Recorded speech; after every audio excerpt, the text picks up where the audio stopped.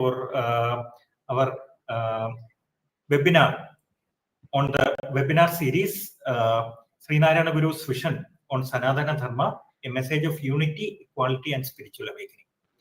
Over the past many weeks, we have been deliberating upon a number of aspects related to Guru's teachings, and these range from jurisprudence, from the field of sociology, economics, political science, cultural studies, and a number of other issue areas. And over a period of time, we have been able to get a good understanding of the various percepts related to Sree Narayana Guru and his teachings. Now, there are other dimensions of Guru's thought which we need to understand. And today's topic is one such essential area of inquiry. The topic that we'll be discussing today is interdisciplinary approaches of Sree Narayana Guru, integration of philosophy, science, and spirituality. Now, this is a very, very important area that I am sure will elicit a lot of discussion as well. Today, we are indeed fortunate and privileged to have Dr. R. Subhash, who is the Senior Statistical Officer at the National Statistics Office, Government of India, and he is based out of Kollam. So I'm sure that we will all be gaining a lot from the presentation that Subhash sir will be making. And on behalf of the entire forum, it is my proud privilege to welcome Subhash sir to this webinar. Welcome, sir, and we hope to listen to you. We are also privileged to have with us our Regional Director from IGNOR Rail Center Aizawl, Dr. VT Jaljakumari, who is co-hosting this program and who is also the workhorse who is bringing people together and who is in fact planning out many of the salient aspects related to this program. I'm also privileged to have the company of Mr. Sajid, who is doing all the back-end work for this transmission to go on uninterrupted. We are also privileged to have a number of very distinguished participants from across the board, not only on this direct webinar, but also on the YouTube webcast that is going on simultaneously. So it is indeed a wonderful program, and it is indeed a wonderful forum that we are having. And I'm sure we will be having very vibrant rounds of discussion as usual. And it is indeed a proud occasion for us that we have been able to run this webinar series in an uninterrupted manner. And I hope it goes on like this for many, many months and maybe years to come. So with these few words, let me now request my colleague, Dr. VT Jaljakumari, Regional Director, IGNOR Rail Center Aizawl, to in fact elaborately describe the accomplishments of our very, very erudite speaker for the day, Dr. R. Subhash. Over to you, ma'am. Thank you, sir. This is the 12th day of our journey with the theme Sree Narayana Guru's vision on Sanatana Dharma, a message of unity, equality, and spiritual awakening. Today, we are very much privileged with Dr. R. Subhash. His topic is Interdisciplinary Approach of Sree Narayana Guru, Integration of Philosophy, Science, and Spirituality. Actually, on this topic, earlier one presentation was there, but how many days and how many years we are speaking on the topics and the philosophy of Sree Narayana Guru, it won't be sufficient enough, I think. So, how many people are presenting, that doesn't matter. We can find out new ways in Dr. R. Subhash's topic and his talk, because he is working in the economics sector. In the it is a kind of I think it is a basis for the development of the whole nation. To say about Sir did his master's degree in economics from the University of Kerala, and in addition to that, he has done MSc in applied psychology from Bharatiyar University. Also, Sir's PhD was in economics, and he did it from the Bharatiyar University, especially in the topic that is the GDP per capita, an exploratory study on Kerala economy, like that.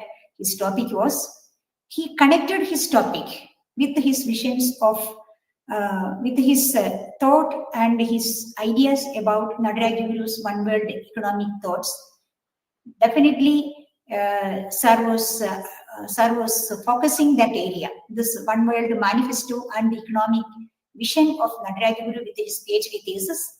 And the topic of research was done for the inclusiveness and sustainability of economic practices in India. That was his topic.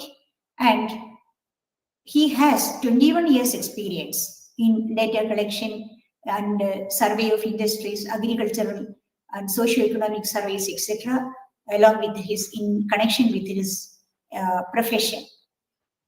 And in addition to the serious and busy schedule of his work and profession, Sir was practicing a lot of philosophical concepts, philosophical practices in his life, and he learned it from Narayana Gurukula. He became the part of Narayana Gurukula long ago, and he was heading the activities of Ochira Narayana Gurukula. Also, I have that information from the Gurukula fraternity.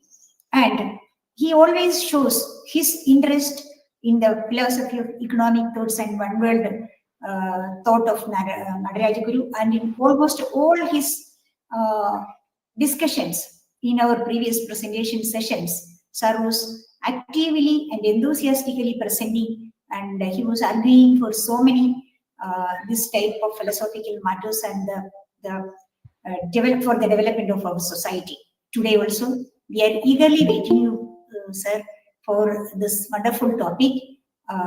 Today you have selected for enriching our webinar series, that is Interdisciplinary Approach of Sree Narayana Guru, Integration of Philosophy, Science and Spirituality. So over to you, sir. Please, you are most welcome for your presentation. Thank you, ma'am.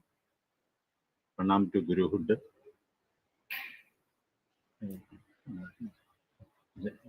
And Rajesh sir, Saul sir, and all others. Actually, this topic is an interdisciplinary approach. In according to Nadaraj Guru, the wisdom refers to both the science and philosophy. So in the wisdom itself, that integration is there. Philosophy and science is part of that wisdom application. Further, wisdom according to Nadaraj Guru, it is a finalized knowledge. So finalized knowledge, and it covers both the philosophy and science. So any wisdom in its totality covers both science and philosophy. According to my vision on this integration derived from Nadaraj Guru's teachings, and actually my topic is related to the inclusiveness and the sustainability of GDP per capita. It is based on, one chapter is based on Nadaraj Guru's one world economics, because Nadaraj Guru had given for any subject he will give a normative norm, and for economics the normative norm is for man.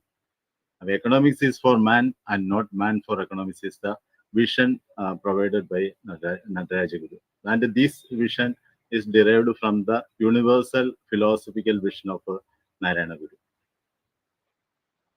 In every topic, we can see the normative notion. Actually, I developed my thesis from the normative norm of man. Man as the normative norm in economics. And the GDP as an index of development is actually not a universal norm. It is it is money based and market based normative norm, and we have to include all other values. Sometimes housewives are doing their activities and their activities are not recognized, and we are earning money and we are not connected to happiness. We are not connected to environment. All these value aspects, when we can integrate into the normative norm of man. So when we use the normative norm of man, we can integrate all other value aspects. A symphony of value will come when we utilize the universal normative norm of man. Further, in Nataraja Guru's education, world education manifesto also, we can see the normative norm of personal factor in education. Personal factor is the absolute normative norm, which can include all values with the visible and invisible value aspects can be incorporated or included in this normative norm, the personal factor in education. Further, in ethics also, Narayana Guru identified a normative norm. It was actually identified by Narayana Guru. For instance, in Advaita Shadaka, it is told, it is seen, we can see the normative norm as self. Self as the normative. You and me are not different. It's one universal self, and you do not hurt others. And we have to help others as just like Christ told, love thy neighbor as thyself. So you and your neighbor are not different. And such an aspect of normative norm is there in ethics also. So ethics self is the normative norm. Economics man is the normative norm. Education personal factor as the normative norm. And for this normative norm, Narayana Guru derived from the absolute as the normative norm. This is a Upanishadic normative norm. And that Upanishadic normative norm was revalued and restated according to the new vision provided by Narayana Guru. But before Narayana Guru, we can see the Indian philosophy is very far and wide. It is just like entering into a deep, thick forest. We will have a clear-cut destination. So we will get a clear-cut destination when we have the universal integrated philosophical vision of Narayana Guru. Actually, it is Upanishadic wisdom, but that is that also includes the Sanskrit and Tamil wisdom tradition also. So such a Tamil and Sanskrit integrated wisdom we cannot see in India in any other guruhood. So further, his disciple Nataraja Guru also integrated this universal philosophical vision into the Western philosophy also. So we can so such an integrated philosophical vision, such an Advaita tradition, which is all inclusive. The Shankara's Advaita tradition is also the fundamental base of Narayana Guru's philosophical tradition. That's true, but we cannot see such a Tamil and Sanskrit integration in Shankara's work. For instance, in Shankara's work, we cannot see the integration of Tamil Upanishad, the Ozhivilodukam. We can see the integration of Tamil Upanishad, Ozhivilodukam. We can see the integration in Narayana Guru, the Tirukural integrated into that tradition. Tirumurai means Tirumandira and so many other Tevarams, so many Shaiva texts were there that were integrated into a universal vision that we can see from Tevara Padingal, one of the great Tamil work by Narayana Guru. Further, we can see the Pinda Nandi as one scientific vision is there in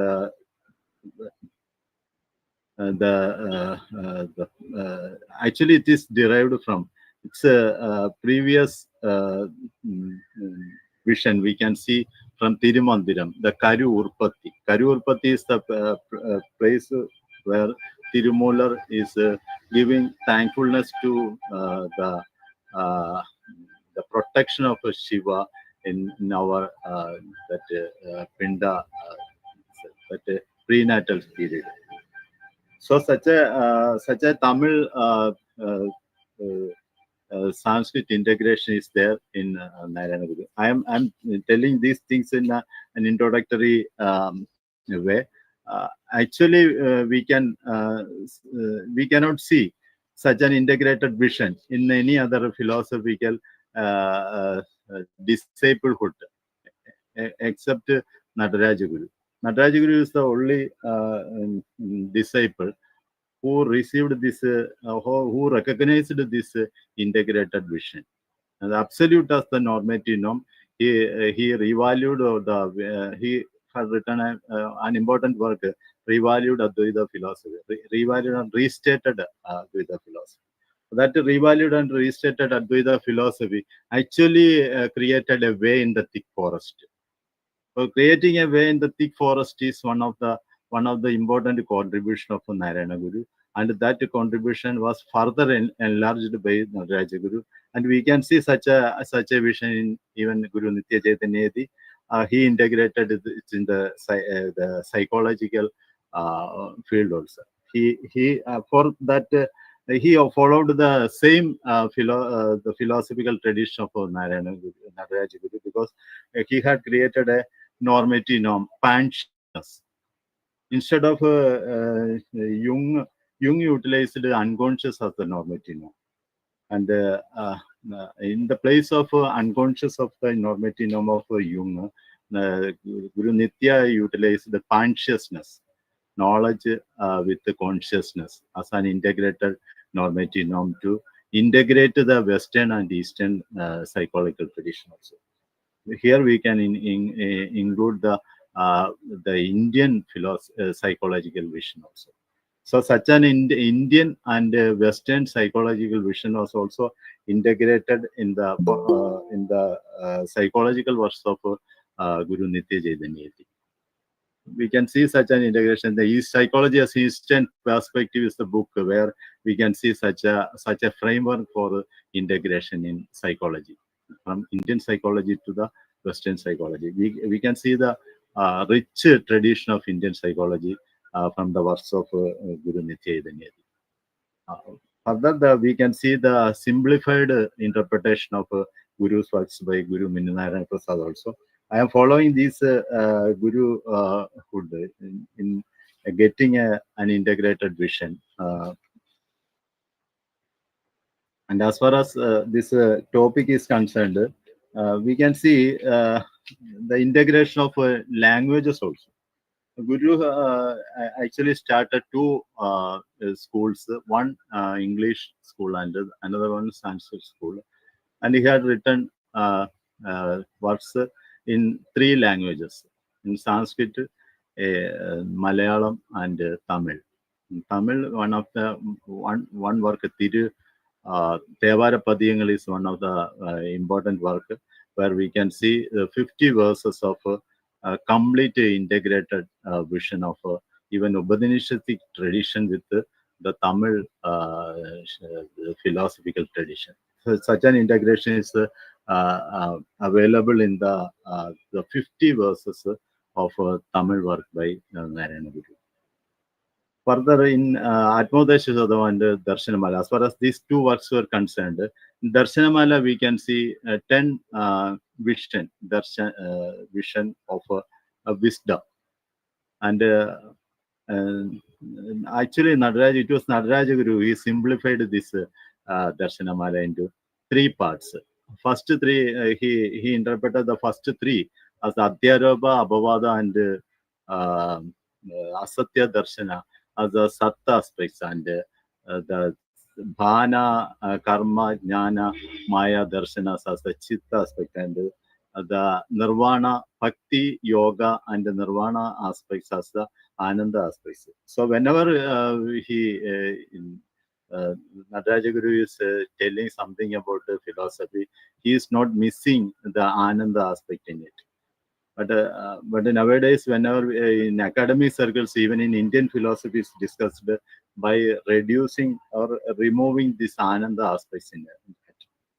We have to be happy, and the peacefulness and the bliss should be there whenever we are studying all these things. And we cannot see, it is it's a general trend nowadays to categorize the Advaita Gurus in different ways. And nowadays, even in 5 or 10 years back, Gurukula was invited to participate in a Kuppam University seminar for the Dalit philosophies.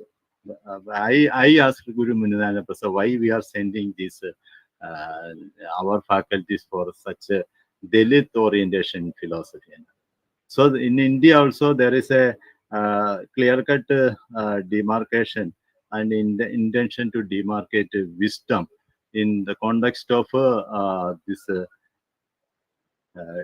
demarcation in the context of this Dalit or any other non-Dalit Sahityas, Dalit or non-Dalit philosophies. The philosophy is one only. We cannot categorize, even Vyasa can be categorized as a Dalit philosophy. So whenever we categorize all these philosophy works, we will not get any clear-cut vision. So whenever we are studying in India philosophy, the Takshashila and Nalanda people used it to arrive here, and nowadays people are going here, from here to Canada or UK for pragmatic education. And the earlier foreigners came here for the wisdom education. But that is the difference. Nowadays, the wisdom education, we are not having the capacity to attract the persons outside. But we are having such a center is required for an integrated philosophical vision that can we can invite the philosophy, Western philosophies. We can invite Eastern philosophy and anywhere, even after that nearby that India also. In India also we cannot see any clear-cut interaction between the Sanskrit and Tamil philosophical tradition. Such a dialogue is also that was an important contribution of Narayana Guru to start a dialogue and integrated vision in India. East, the North and the South is integrated in the Advaita tradition of Narayana Guru. That we cannot see in the any other Advaita tradition. So Valluvar is different man. If you see the discussions in Tamil Nadu, we cannot see Valluvar is discussing and Valluvar and Oduvilodu Kannude Vallalar discuss in the same platform. It's not possible. And the Vaishnavites are discussing their Vaishnava hours only. And the Shaivites, that Tirumurai, they are discussing Tirumandira and Tevaram, Sundara. All these things they are discussing in a particular platform. Valluvar is discussing in a different platform. And Oduvilodu is not a recognized philosophical tradition in Tamil Nadu, because it is a that ethical, logical understanding is also more in that Oduvilodu. So it is criticizing the tradition also. So when Narayana Guru is accepting the criticism of tradition also. So revaluation and logical understanding with the philosophical, while bigger philosophical vision is possible in the Indian context, and that is that all inclusive and all inclusive and the integrated vision of philosophy is possible through the works of Narayana Guru. And as far as my topic is concerned, that I am discussing on this three that an integration in Atmadesha Shadaka. Atmadesha Shadaka is an important work where we can see the integration of religion, one religion, and integration of logic is there. 5 or 6 verses are there, and about the scientific integration we can see some verses. Then self-realization also we can see 4 or 5 verses. So an integrated and symphony of different philosophical vision is there in Atmadesha Shadaka. For instance, one religion, self-happiness is the normative norm that expressed by Narayana Guru in Atmadesha Shadaka. അഖിലരും ആത്മസുഖത്തിനായി പ്രയത്നം സകലവും ഇങ്ങു സദാപി ചെയ്തിരുന്നു. ജഗതിയിൽ ഈ മതമേകമെന്ന് ചിന്തിച്ച് അഖമനെ അത് അകതാര അമർത്തിടേണം. Then Akhilaru Atma Sukha. So Nataraja Guru coined this Atma Sukha, self-happiness, as the normative norm of one religion. So whenever Narayana Guru is saying something, and it is in the hand of Narayana Guru, which is integrated into a universal vision, and in the global discussion also it is possible through Narayana Guru's integrated approach. So whenever Narayana Guru is telling something in East, Narayana Guru is taking this Eastern wisdom to the Western countries, and all over the world we can discuss these things. In India, we have to create a center for this type of integrated vision, and that further discussions are not done in after the philosophical and wisdom integration of Narayana Guru. For instance, 90 years passed when Narayana Guru wrote the philosophical integrated the one world education. And in that one world education, we can see a symphony. Wherever we can see Narayana Guru's Advaita tradition, we can see a symphony. So in that symphony, we can see Sanskrit and Tamil symphony, and in that promoting and motivating Narayana Guru to start a research study in France in Sorbonne University is also a part of symphony. Because the Guru is interested in learning English. Guru is interested in learning that Sanskrit, Tamil, and all languages. So there is no boundary for Narayana Guru to learn for getting wisdom. So Narayana Guru also integrated all those things into the philosophical vision. The absolute, for instance, the search for a norm in Western thought was written by Narayana Guru in order to see the integrated wisdom on philosophical vision of Narayana Guru. And in one chapter, we can see the absolute as the normative norm. That absolute is the normative norm that is interpreted in a very high philosophical wisdom way, and this absolute can invite Spinoza to sit together, or Hegel to sit together, and Kant to sit together, and Plato can be invited, and Aristotle can be invited without any hesitation. But such an universal philosophical integration, such a tradition is not visible in any other philosophical guruhood also.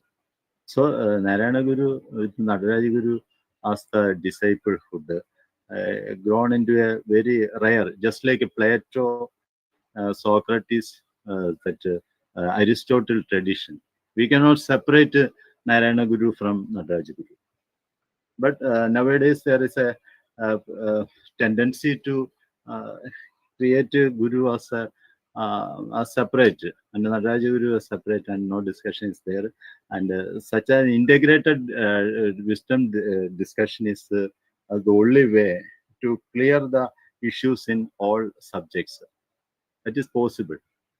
So in Atmadesha Shadaka, we can see the universe, the Atma Sukha as the normative norm. So there is no fight between different religions. And ethics, so Avanavan Atma Sukhathina Ajarikuna, Aparana Sukhathina Varan. Avanivanam Nariyanoke Ortal, Avanil Adimamaya Ratmaruba. So one self, we are all one self. So you have to help others are see others are ourselves. So self as the normative norm identified with Narayana Guru, and that normative norm was developed by Narayana Guru, and wrote an important article, Ethics as a Science. Ethics as a Science was an important article written by Narayana Guru. So there is further possibility for universal ethics from the all-inclusive philosophy of Narayana Guru. There is further scope for the one world government as normative norm of man to be developed from the universal integrated philosophy of Narayana Guru.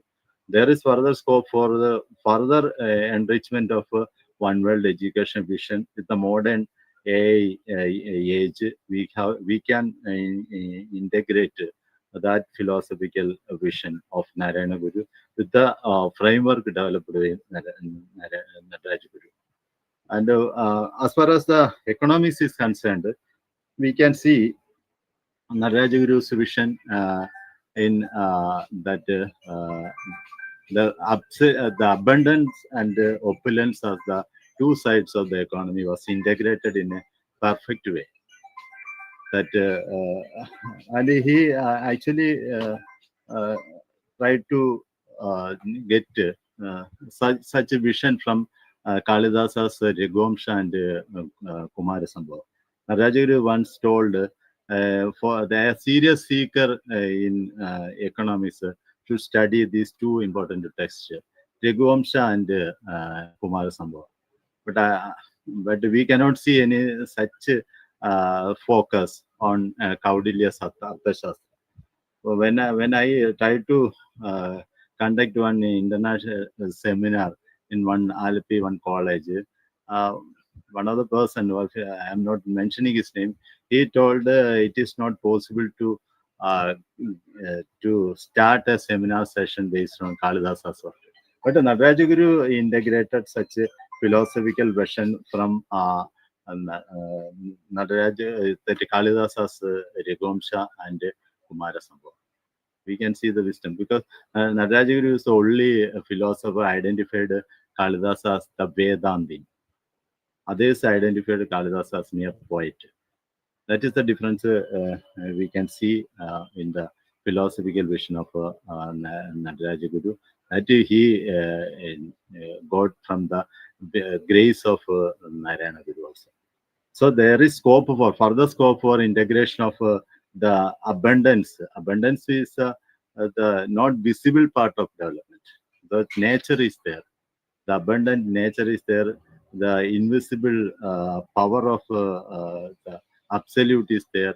Everything is there in the abundance area. And we are always focusing on the opulence area. So the abundance opulence integration is possible through the philosophical, integrated philosophical vision of Narayana Guru. And we can see such a framework and developed such a framework from Narayana Guru also. Further integration and further research works are required for integrating it in that environmental aspects and that modern day development also. The world city model that we can see from the disciple of Narayana ruler who identified and he had shown some pictures for the abundance, limiting the abundance area of the economy as a city model. A world city model is not a sustainable one. From here to years of newer generation, we have to give a space for abundance also. So such an integrated vision is he received from the philosophical ideas of Narayana Guru. And so acknowledges philosophical integration is there, that Darshanamala philosophical integration is there, and further Narayana Guru's framework for integration also provided a subject where we can see the revalued Advaita philosophy of Narayana Guru and symphony of values. And that symphony of values we can expect from expect in economics. We can expect it in symphony in philosophy. We can expect such a symphony in education. We can expect such a philosophy or wisdom and vision in government also. Government means the political sphere also. So a lot of areas wherever human touch is there, where we can see the impact of such a philosophical vision of Narayana Guru, and such that tool was provided by Narayana Guru. And actually, Guru Nitya recognized that tool to create such integration in the in psychology also. So one day people will search for a universal philosophical vision and integrated vision, and they will get it from the framework developed by Nataraja Guru from the universal philosophical work of Narayana Guru. And that the first I talked about the thick forest. So that thick forest we can see an expressway where we can, which was built by Narayana Guru, and is by recognizing the guruhood of the previous all gurus, whether it is in the northern part of India or in the southern part of India. There is no distinction between these gurus. So we can see an integrated vision of Narayana Guru from the Indian philosophical tradition, got a universal vision in the hand of Narayana Guru, and such a philosophical vision was further elaborated and integrated by Nataraja Guru, and such work is still going on. And we can see a lot of researchers in the field of this universal vision of Nataraja philosophy vision. Nowadays, there is a fashion to discuss Guru as a universal Guru and universal vision philosophy. All these things are just for as a fashionable trend in the Chadaya Dina or some Samadhi day. We are concentrating on some sayings, and the people will not get any benefit from that. So to get maximum benefit from the philosophical vision of Narayana Guru, we have to apply it in the day-to-day life also. That is why in Tirukural, Guru translated 40 verses. One verse is telling Deivatine Todade. So it is not mandatory to worship God. You have to worship your the wife, or husband should worship wife. Wife should respect her husband. So worshipping one is God itself. The Deva, because Atmanatha, or the companion, is God in the vision provided by Valluva. That vision is further elaborated by and further trusted by translating it into Malayalam. So Bharya Dharma is an important work by Valluva, and it is translated by Narayana Guru. Fully translated means it is fully endorsed by Narayana Guru. So it is not always recognizing or any idol worship. So wherever we can see the stotras, Guru in the vision is available in different stotras, like Shiva, Shaiva tradition, we can see. But in some other area, Guru is telling Shilaiva Shivalingam na Didiyam Shilpina Krutam. So Vibhajya Avayavam Sarvam Megaigam Tatra Drishyade Chinmatra Makilam. This is an important vision, or that a scientific vision. In science is going towards neurons or neutrinos. Once Nataraja Guru, one disciple asked Nataraja Guru that the Russians invented neutrino and a minute particle, and Nataraja Guru told, "Oh, that is similar to our Brahma." So that is this was stated by not a disciple of Nataraja Guru, Professor Ramachandra, and he told. So Nataraja Guru is accepting the scientific integration. Guru is accepting the scientific integration.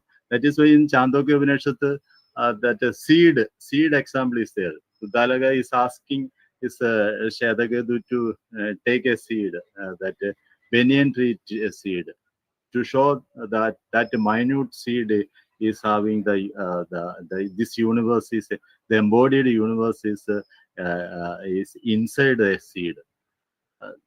Similar way, Guru is telling to take a piece of cloth, and in the minute space he is telling all consciousness also. So whenever the inquiry is going towards our objective world, is again going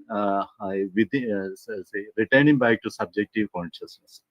So there is a scientific integration, metaphysics, physics integration is there in the Upanishadic tradition.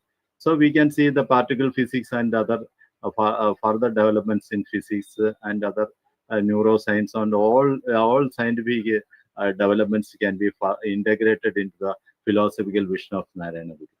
Such a framework was developed by Nataraja Guru and Narayana Guru. So we have to be very serious in studying the vision of Narayana Guru, not for just for saying in the Samadhi or the other day, to have a light in the philosophy, to light in the way of our life, and from birth to death, and we can transcend also.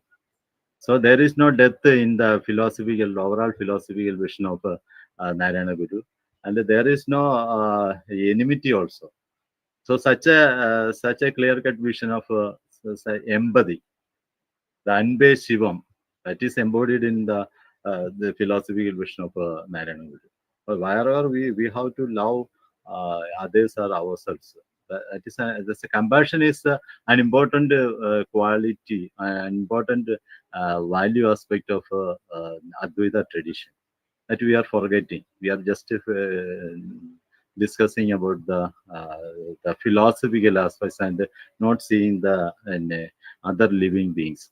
We and other living beings are separate. We are a visitor to this universe, and afterwards we will disappear from that.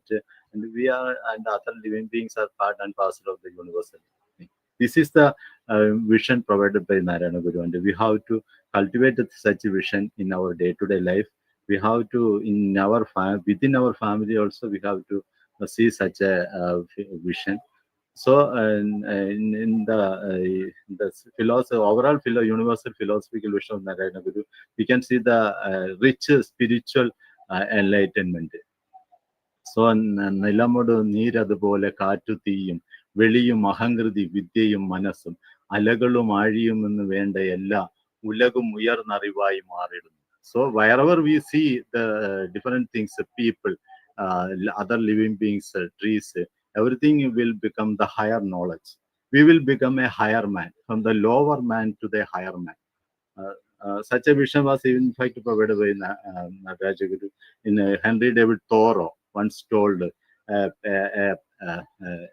butterfly in the initial stage is taking as a more leaves, and after its renunciation, it is getting into a higher realm, a higher man, and a drop of honey is only reserved for its appetite, and just happiness and ananda is its final destination. So such a final destination have to be embodied in the all philosophical work, and just mere discussions are not good, and we have to be, have a life in the philosophy of the universal philosophy of Narayana Guru. These are the things I am telling about my experience and my understanding.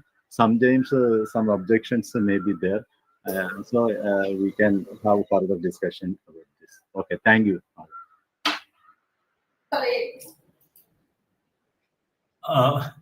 Thank you, sir. Thank you for that very interesting line of thought. In fact, given the fact that you have a background in economics and norm-based social sciences, it is quite interesting that you have associated that line of thinking with a philosophical touch, and that is something that is very important also. In economics and such other subjects, there is a lot of discussion on utility and maximization of utility. And from the discussion and the thought process that you have generated here, it is very clear that utility may not be the way that utils are calculated in economics, maybe Marshallian economics or such other economics. Utility has different dimensions, and if the world has to be sustainable and the sustainable development has to actually take place, then this maximization of utility in the traditional sense is not the way ahead. So I am sure there will be a lot of discussion on these topics. I request everyone to join in, and now the floor is open for discussion.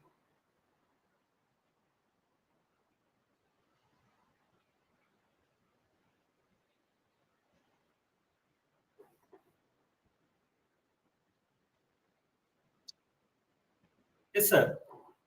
Me? Sugita ma'am, please. Most welcome. Okay. First, let me appreciate Dr. Subhash for opening a new platform of integration. Actually, that is what is needed in the present situation. So in order to avoid or to solve many problems which we may face in different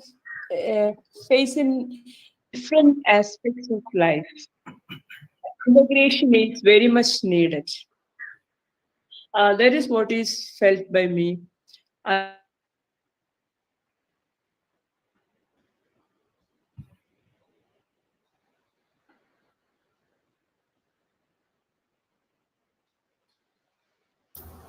Sir, is it audible, sir?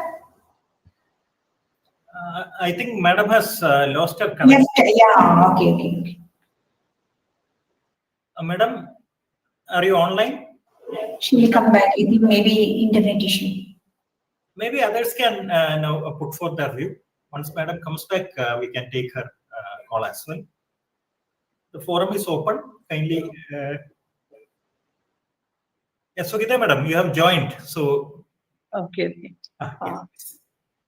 So the platform of integration is essential for solving many problems which we may face in our life, and the integration of, especially integration of science and spirituality is essential for a sustainable development and navigating modern challenges, because spirituality helps to fill the gap left by science in understanding the deeper aspects of existence.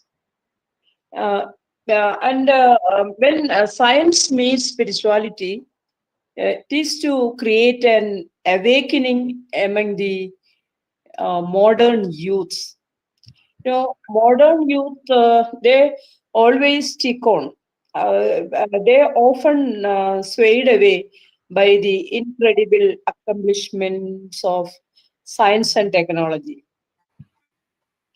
With regard to the unparalleled wisdom that is present in ancient India in various aspects of our universe and our existence.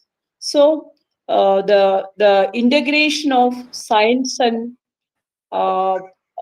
spirituality, that is what is needed our present situation.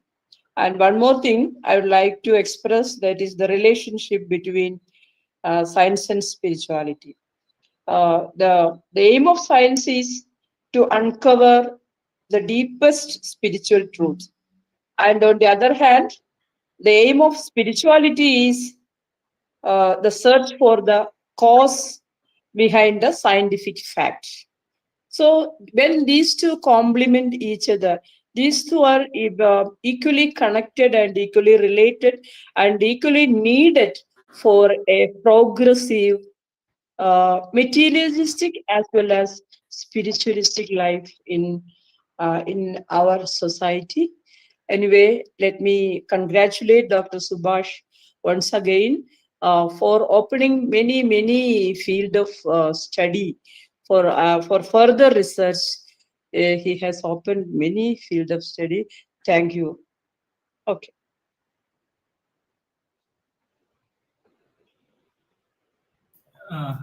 Dr. Subhash, would you like to respond, or we'll take other calls as well? Okay, you can. Sir. Sudhir Babu, sir, kindly join. Good evening to all. Subhash sir, it was an excellent presentation. But I have a simple doubt, maybe foolish. When we say that we integrate science and spirituality, we can readily agree that we try to integrate these two seemingly different stream of thought and experience. Of course, that I agree. But when we say that Narayana Guru tried to integrate the Tamil tradition with the Sree Narayana Guru's tradition or wisdom, what is there to integrate? The Tamil tradition, wisdom tradition, and the Sree Narayana Guru's or Shankara's tradition, they are the same. Is there any difference in, I don't know much Tamil and this, spirituality about the Tamil works? I am not deeply known to it. But my point is, what is there to be integrated? Two different, seemingly different things are to be integrated. But in Tamil literature, in Tamil wisdom tradition, and in Malayalam or Narayana Guru's or Shankaracharya's tradition, the same thing is treated. Same ideas are treated. Is there anything to be integrated? That is my foolish question. Actually, that Tamil integration is a Kallunname. Kallunname is 1,700 years back. Tirumala told Kallunname. In Vallur also is telling something about the liquor prohibition. So that is an important follow-up by Narayana Guru. And further, we can see the Tamil tradition is some simplified philosophical tradition. It is also, it's a common man's language, unlike the Sanskrit. Aruvai, Uruvai, Aru Uruvai. Aruvai, Uruvai, Aru Uruvai. Aru means Uruvai. It's in a form. Aruvai, it's a formless. Aru Uruvai. What is the use? Aru Uru means what? So we have both the bodily forms and invisible forms are integrated. Aru means dialectical integration. So such a dialectical integration is available in Narayana Guru's work. We can see whenever Narayana Guru is disciple or Tamil disciples are coming, he's asked about Tirukural and Oduvilodukam, where they are following Tirukural or Oduvilodukam. So such a interconnectivity is there. We have to learn Tamil tradition first to see whether there is any integration is there. You have to see Tirumandiram and Karu Urpati you see and Pindavandi you learn. We can see the connectivity. And further, that Tirumurai is the Shaiva text where we can see a lot of integration. Muttigal Mundru Mattu. It's an important usage by Narayana Guru. That is about the Salokya, Samipya and the Sarupya Mukti. And that is transcending to reach the Shiva Sayujya.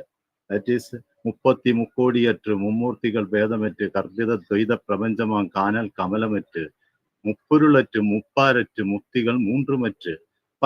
So in the similar way, Guru is utilizing the Tamil language and Tamil tradition for further integration. And that we can see structured in a Tevara Padiyangal of five structure. First is Alokya structure. Second is Samitya structure. Third, Sarupya structure is there. And the fourth one, Shiva Sayuji. And the final one, Shiva Siddhanta is integrated. And we have to study first all these things. And then we have to have a discussion about whether Tamil is integrated or not. Thank you. Thank you, sir. Thank you, sir. I request others also to join in the discussion. Sabu sir? Yes, sir. Yes. Most welcome. So, thank you and congratulations to Subhash for presenting the topic elaborately. So, from my perspective, his focus was mainly on the application side, how that integration can be done in the present world, and how the different problems of various sectors like economics, ethics, education, all these can be solved. So that is mainly on the application side. And by the way, Subhash mentioned about the Newton house when the Soviet Union discovered Newton house in the comment of Narayana Guru, equivalent to Brahma. So there is another added point with that. One more comment Narayana Guru made, as told by Professor Ramendran. Narayana Guru said that theirs is a communist country, so they cannot use the term Brahman. They can use only the term neutrino. So this is only the a difference in terminology and different perspective, the concept is same. Let's see fundamental aspects. Whether we call the same thing as neutrino or Brahman, the same. The rose called by any name is a rose. Something like Shakespeare said, it is like that. But differences are there based on languages, based on perspectives, based on our philosophical background, etc. And all these can be transcended by some kind of integration of language, everything. So I'll be pointing out one or two other points which was not actually mentioned in Subhash's talks. It's only supplementary to what Subhash said, or even we can take it as a complementary aspect. Our topic is interdisciplinary approach of Narayana Guru. So the basic question is, did Narayana Guru use any interdisciplinary approach in the ordinary sense? Academic point of view, we use interdisciplinary. So we have philosophy, science, and spirituality. So did Narayana Guru collected some philosophical points from certain sources, the scientific points from some other sources, and spiritual points from some other sources are integrated all these? Wow. In Narayana Guru, these are all inherently integrated. No need of any artificial integration in Narayana Guru's philosophy. For him, it was all natural. But for us, it's a very large frame where we can integrate all these disciplines put together that we can do.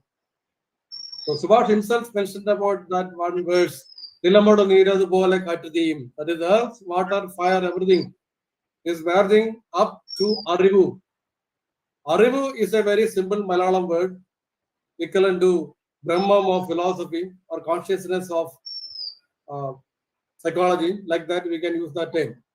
And after saying that, again Guru says that from that Arivu, ego is forming. So first, all these are going up to consciousness. From the consciousness, all these are emerging. So in Narayana Guru, everything is integrated naturally in the Arivu or in consciousness. For us, we compartmentalize because our conditioning is like that. Academic conditioning is like that. We need to integrate all these. Or when we look through that particular perspective, it is possible to see that some integration has taken place in Narayana Guru's work, but it is not an artificial integration. It is naturally inherent in. A metaphor will make it very clear. I'll take the metaphor of working women. So if you observe all working women, we can see certain similarities in their work and also drastic differences. The similarity is that for most of the working women, in the morning they have two duties. One is cooking, second is taking care of child. So while cooking, they are using their mind or their consciousness in a particular way. Logical, analytical, what type of ingredients are to be added, or otherwise the dish will be spoiled. The same time, when she is taking care of the child, her mind or consciousness is working in a more emotional way. Same person, same mind, same consciousness, but manifesting in a different way. She cannot apply that emotional practice in while cooking. The same lady, when going to the workplace, maybe if she is an engineer, there her mind and consciousness is working in an entirely different way. The same person, but an entirely different way. You take another person, a doctor. Both were doing the same thing in the morning, but in their workplace, they were doing entirely different things. Their consciousness and mind are reflecting in entirely different ways. Nowadays, many women are driving auto rickshaw also. So if woman is an auto rickshaw driver, she also had the same work of a doctor or engineer in the morning. But now she is applying her mind and consciousness in an entirely different way. And if these people are going to a place of worship, maybe a temple or church, there their mind is focusing in an entirely different way. So there is spirituality, can be technology, there is emotional content, all these are there. These are not different. These are all inherent in the mind or consciousness of the same person. Similarly, in a self-realized person like Narayana Guru, we can see all these can be integrated. We see certain works of Narayana Guru like Arivu, it is highly logical. Whereas we come to the devotional works, they're all of a different type. And there is also analysis. We take verse 15 of Atmapadesha Satakam. There are principles of modern science, Albert Einstein's theory of relativity. Professor Sashiran used the work of Atma Vilasam for comparing it with the principles of quantum mechanics. But the same Guru the same consciousness. He has not accepted principle from Albert Einstein. It is consciousness reflected in a particular way. So in Narayana Guru, all these were inherently, naturally integrated. This is the larger frame for us. Narayana Guru used the same concept to convince the academic people, especially the people whose minds are compartmentalized in the Western perspective. So they are taking philosophy separately, they are taking science separately. Narayana said it's not like that. There's a possibility of integrating all this, and these all are already integrated in the work Darshanamala. So there is that natural integration. We can use it as a larger frame to integrate different fields and solve, as Subhash correctly pointed out, solve many of the problems. And one more perspective that I want to stress is that modern science, especially neuroscience, speak about the two hemispheres of the brain. The left hemisphere and the right hemisphere are complementary in nature. Their functions are also complementary. The left hemisphere is more logical, more rational, more mathematical, like that. Whereas the right hemisphere is more intuitive, creative, spiritual. All these are qualities of the right hemisphere. The well-known neurologist Leonard Klein. Actually, I told this while I presented the same topic as the second presentation. So there, in Narayana Guru, we can see a perfect balance between these two hemispheres of the brain. Unfortunately, now in the world, what we can see is the Western world is more concentrating on the left hemisphere alone. To a certain extent, the East has the dominance of the right hemisphere also. What we need is the individuals as well as in societies, we need a balance between both the hemispheres. Otherwise, if we are highly logical or rational alone, all our intuitive aspects will be lost, will become lopsided. Similarly, if we focus only on the right hemisphere of the brain, our technological developments, scientific developments, all these will be hindered. So what we need is a balanced approach, balanced growth of these two hemispheres of the brain. Narayana Guru very clearly gave it in his World Education Manifesto. If we observe through this particular perspective, we can say that he is not mentioning about this, but we can see this balanced approach in Narayana Guru's One World Education also. And he got the words of Fridtjof Capra, a well-known scientist as well as a mystic. What he said is that the whole knowledge system can be compared like a tree. Science, technology, everything are the branches. Whereas the intuitive side, the spiritual side, these are the roots and branches. We need both. The West is focusing only on the branches, whereas the East has some tradition of focusing on the roots. We need both. In Narayana Guru, we can see a perfect balance or perfect integration of the roots and branches of the tree so that we can see the tree as a tree without focusing on one particular point. So in that way, we can see Narayana Guru is not an artificial interdisciplinary approach for Narayana Guru. But from the academic point of view, we can make it interdisciplinary using Narayana Guru's larger frame, larger studies of the consciousness. So basically, his philosophy is, as Subhash pointed out, only one wisdom is there. That can be seen as the science of consciousness, the science of all sciences. That's integrated science. So in the science of all sciences or the science of consciousness, all these sciences can be integrated because the same arivu, same consciousness, as I given the metaphor of the working human, this all can be manifested. Even while integrating Vyasa and Valluvar, he is not integrating. Guru is saying that the same wisdom was given by the same goddess on the tongue of Vyasa, on the tongue of Valluvar. But they presented it in a different way, that's all.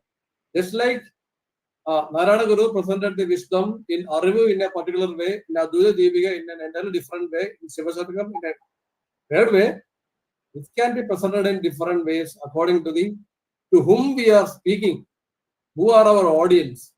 So when Narayana Guru composed Arivu, his mind was very highly logical, people with rational thinking.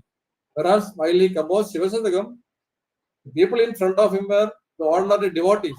The same principle he presented in a different way. So all these are possible. Everything is integrated in the consciousness or arivu. Thank you. Okay, thank you, sir. Actually, I'm not accepting the contention of Savu sir about the Tamil integration because in Tamil, Valluvar tradition is different because it's just like a Buddha tradition. And in the Shaiva tradition is entirely different. Devotion aspect is there, meta-linguistic and proto-linguistic integration is there. All these things are not integrated, but revalued and restated in a better way. So wherever Narayana Guru actually told wisdom can be divided into so many branches, and we can specialization: cosmology, psychology, theology, physics, metaphysics, ethics, and aesthetics lie within its scope. So the scope is mentioned: physics, metaphysics, ethics, and aesthetics are the scope. And the philosophy itself is having cosmology, psychology, and theology. The cosmology, psychology, and theology is inherent in philosophy, and this its scope is physics, metaphysics, ethics, and aesthetics. And all these things are not actually. It is not for Westerners to take the Eastern knowledge, but we are actually nowadays Western. Our Kerala, you see, I am surveying the Kerala area. Total area is urbanized. Only abundance area is missing in Kerala, where a guru stressed about that guru's vision in the Smriti, we can see that the greenery of Shivagiri, that is lost.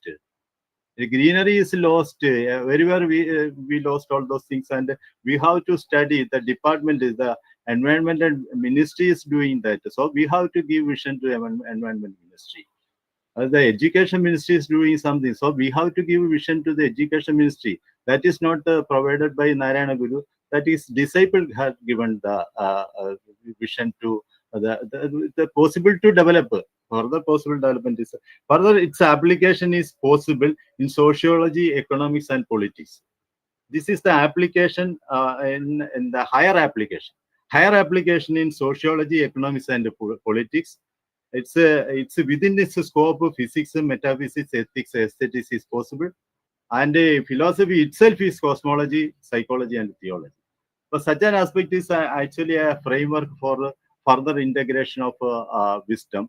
And I am not differentiating from Narayana Guru's the Arivu as consciousness as a wisdom norm is true and which is acceptable. By accepting that, we can move it forward also. Just like Ralph Waldo Emerson once told, what is a representative man? Representative man is having Jesus' heart, Napoleon's hand, and Plato's head. So it is not a negation of Jesus Christ. We are giving Napoleon's hand to Jesus Christ, and we are giving Plato's brain to Jesus Christ. When Plato's brain and Napoleon's hand is integrated into the vision, we can see a representative man as given by Ralph Waldo Emerson. That Ralph Waldo Emerson actually interpreted Bhagavad Gita in five verses. One poetry is there.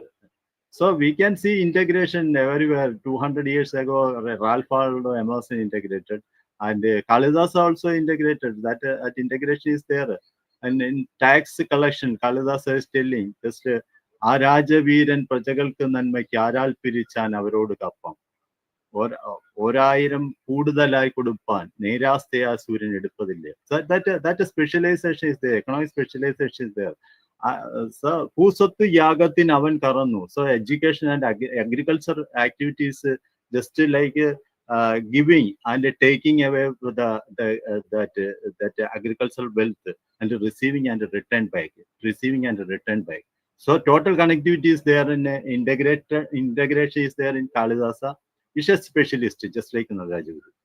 So we can see Kalidasa's Rigomsha as the republic, as Plato's republic. And we can see the modern republic as Narayana Guru say one world vision, economics, education. All these things can be suited as a republic for our further enhancement. Just like Mahabali's one world is not possible to implement. Whereas Nataraja Guru's this vision, based on this universal vision of Narayana Guru, is possible to implement through a more scientific framework. Okay, that's all. Okay, thank you. So, shall I clarify one point?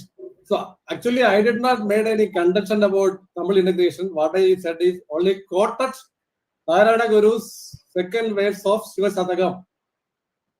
Aruvaradalum Orikelodimunam, Karimugil Varmana Pangi Jedu Nalgi, Paramadu, Valuvar Navilim Morina, Parivala Bharati, Katu Golga Nityam. So, if Subhash disagree with Narayana Guru, okay, you have the right for that. Thank you.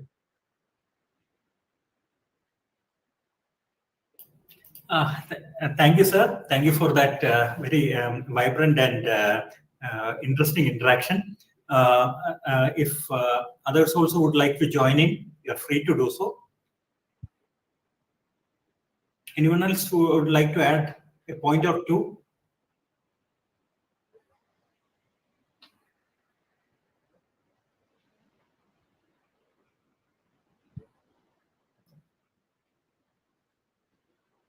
Okay, I think the discussion as well as the presentation was so elaborate and so very well made that further doubts are not there, and I'm sure Subhash sir will always be free to discuss any other aspect of doubt that may arise in future as well.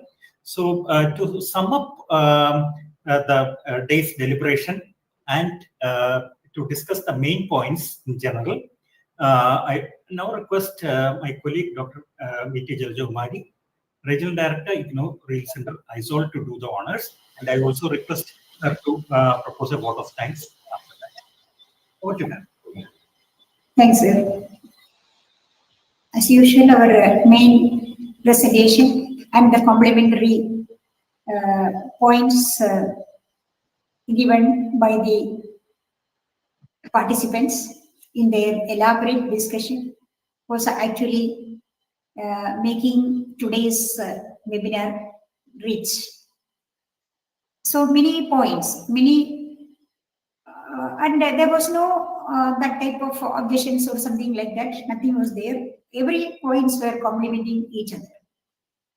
So the integration aspect of Subhash sir's presentation in all points, especially literary integration, scientific integration, the wisdom part of integration from other philosophies, especially Eastern and Western, and finally, the summary of the thing was actually for the symphony of the global peace. That was his finding out of this integration part, and so many new dimensions were also there in his presentation. That Guru's vision of about worship of God. The implication of no need to worship God, but instead to worship each other by the husband and wife in families. Actually, that is a very beautiful sociological concept as his integration dimension. That way also he integrated with the vision, integrated the visions of Narayana Guru with the contemporary life patterns. And it is very much needed in the present day scenario also, I think, because there is no integration between the understanding of people in their domestic life and etc. So sir was integrating that also. And he was always using the notion, the nominal notion like that sir was always using. That itself is his expectations. Because we should not just simply follow some rituals like Guru Jayanti, something like that. So many examples sir was telling. But instead, we can integrate the vision of Sree Narayana Guru for making the universe or the world what it should be. That was what the meaning of his nominal notions, I understand like that. So, in a visionary way, like a visionary regarding the integration of all disciplines, not only science, philosophy, or spirituality, but everything was beautifully coordinating for the symphony of the global peace, that we can see. And one more important point I was mentioning, that we have to organize some philosophical meetings with the East and West, and for the institutionalization of the integrated philosophy. That was also very much needed in the Indian scenario. And I think that is one of the biggest contribution of this presentation today. So India can think of institutionalizing the integrated philosophy, including East and West, or a global integration of philosophies is needed for the well-being of the globe. That we also, one main points I was highlighting. And the one world government.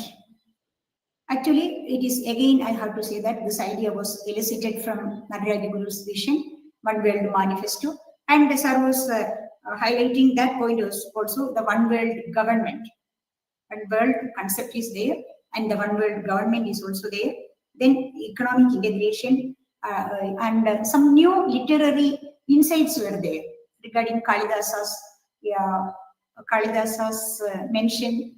Kalidasa was mentioning about this economic aspects, and he was comparing both Chanakya and Kalidasa and the contributions of Kalidasa in his literary works about the economic implications. Like that, it is actually a researchable topic, I think. Some of the research students, even in economic students and literary students, can go through that dimensions of knowledge. So in every aspect, the integration of human life, sociological, economical, environmental, everything was integrated in this presentation, and the complementary discussions were also very important. I think Madam was, Dr. Sugita was mentioning one particular point, that the mutual complementation of complementary aspects of science and spirituality. What spirituality needs from science and how science is enriched by spirituality, and the beauty of both the integration was specifically mentioned by Sugita Madam. And also one clarity was taken, clarity was done by Subhash sir to the question raised by Sudhir Babu sir, that the literary complementations. Otherwise, it is not the philosophical integration, but beyond that, the literary integration, it is very much needed to what is that? To do the propaganda or to popularize. That is the correct word, I think. Not propaganda, but to popularize Narayana Guru's philosophy among the public.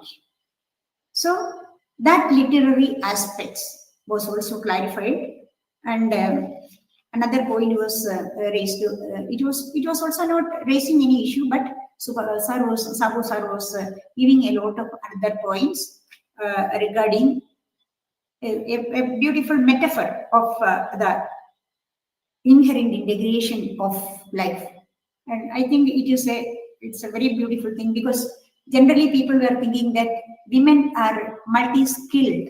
That word we were always using. So by making dosha, she can manage so many other matters, and she can, at the same time, she can do the domestic matters, the official matters, and she can approach psychologically by rearing up the children and all. So that is always, there is a generalization that women are multi-skilled. But from this day onwards, I wanted to say that women are multi-disciplined and interdisciplinary. That is, I think, in an education manner, that is always good to see. So thank you for that description, sir. And the inherent integration was again exemplified by the brain activities, as when sir was presenting it in his own presentation in the same topic earlier. And the East root and the West branches of philosophy, and again it was clarified by Subhash sir in integrating with so many other disciplines in metaphysics and cosmology, so many other matters, nanoscience and all. And one more point, I forgot to say that the integration of AI for making universalization of Narayana Guru's philosophy. That was also mentioned by Subhash sir in a particular manner. So many aspects were coming out from today's discussion, from the presenter and from the participants. As usual, today's presentation was also very much enriched with all of your participation and integrating the summary with vote of thanks. Sir Subhash sir, for this beautiful event, we are very much thankful to you, and also for the participants. I think they are the Atma of this webinar series. So I congratulate for your good points, and also we appreciate it, and we convey our gratitude to all the participants of this program and the people who are behind this one from Trivandrum Regional Center, the staff of Regional Center Trivandrum. Is also, I think, we have to note them in appreciation, because their presence today serves out of station, even though they managed this webinar in a very well manner from outside also. That is the digitalization of our education program and our education system. Being a open distant university, we were performing today's webinar from outside the office. That also is there. So Sajid, I am congratulating you for your support, technical support. So once again, I thank all of you for Trivandrum RC and RC Iswan of IGNOU. Thank you very much. Over to you, sir. Rajesh, sir. Thank you, ma'am. Thank you. It was very well summed up, and I hope we can soon meet for another session. Subhash sir, thank you once again. Your time is very valuable. In spite of that, you have spared a lot of it for us, and definitely we appreciate it a lot. I also thank all the participants for their active and enthusiastic participation as usual. So we'll meet soon, and I request all of you to disseminate information about this webinar series to your colleagues, friends, and others who are interested in the topics of discussion. We'll meet soon. Thank you, Varnano. Yeah, 17 also another presentation will be there next Wednesday. Sure. So we expect your wholehearted presentation participations. Thank you. We look forward. Thank you. Thank you. Thank you. Thank you.